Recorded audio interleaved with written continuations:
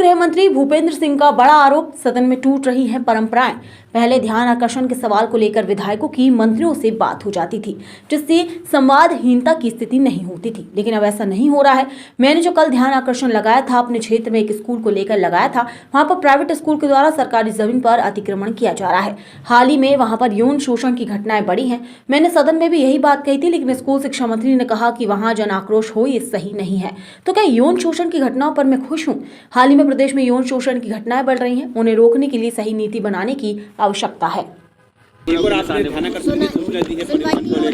मैंने परिवहन को लेकर भी ध्यानाकर्षण की सूचना दी है। हमारे यहाँ पर अभी लगभग 2 माह में 5 बार चक्का जाम हो गया। मैं बार बार कह रहा हूँ कि इस व्यवस्था को ठीक करो, क्योंकि वहाँ पर इलीगल तरीके से असामाजिक तत्व कुछ जो और लोग हैं मिलकर लोगों के साथ मारपीट कर रहे हैं। ट्रक वालों के साथ मारपीट की अनेक घटनाएं हुई है और इसलिए अनेक लोग वहां पर इस तरह की परिवहन के नाम पर अवैध वसूली, गुंडागिर्दी, ये सब हो रहा है और 5 बार चक्का जाम हो चुका। तो हमारे क्षेत्र की जनता जाएगी कौन से रोड से अगर वहाँ पर चक्का जाम होता है? तो कई बार मैं ही 2-2 घंटे फंसा रहता हूँ। तो मैं चाहता हूँ कि व्यवस्था में सुधार हो, चेकिंग हो। इसमें क्या दिक्कत है? चेकिंग होना चाहिए, चेकिंग होना चाहिए।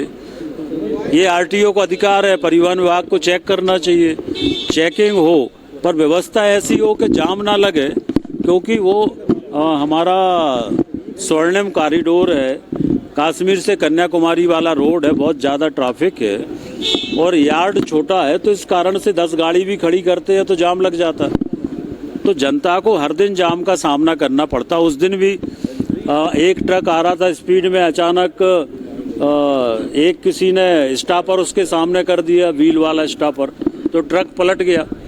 अब ट्रक पलट गया तो ट्रक वाला इतना आक्रोशित था कि वो ट्रक में आग लगा रहा था, खुद के ट्रक में सारे ट्रक वाले इकट्ठे हो गए। तो ये व्यवस्था सुधारने के लिए मैंने कहा है, लिखा है, और मेरी ड्यूटी है, मैं वहाँ का विधायक हूँ, मेरी ड्यूटी है। क्या लगता है सरकार की ठीक ढंग से काम नहीं हो पा रही है? देखिए, सरकार की सारी नीतियाँ अच्छी हैं, सरकार बहुत अच्छा काम कर रही है। 1 साल में अनेक जनहित के निर्णय सरकार ने किए हैं। मोहन यादव जी बहुत अच्छा काम कर रहे हैं, सब चीज़ें अच्छी हैं। पर जहाँ गड़बड़ी है, तो अगर सरकार के लोग, हम लोग ध्यान में नहीं लाएंगे तो ये व्यवस्थाएं जहाँ गड़बड़ी हो ठीक कैसे होंगी? तो इसका मतलब क्या हम अधिकारियों को खुली छूट दे दें क्या? तो अगर हम लोग ध्यान में नहीं लाएंगे